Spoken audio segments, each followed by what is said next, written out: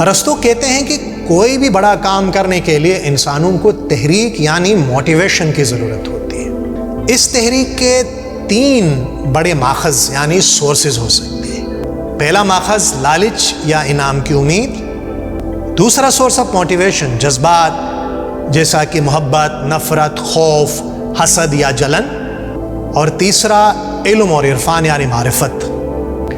لالچ یا انعام کی امید سیاست اور مارکیٹ کو جنم دیتا ہے، جذبات آرٹ اور تخلیقیت کی پرورش کرتی ہے، علم اور عرفان خوشی، خود شناسی اور دل کا سکون عطا کرتا ہے۔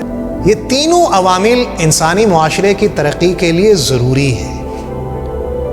اس لیے اگر تعلیم کا عمل ان تینوں عوامل کی پرورش کے مواقع مہیا نہ کر سکے تو ادھوری رہ جاتی ہے۔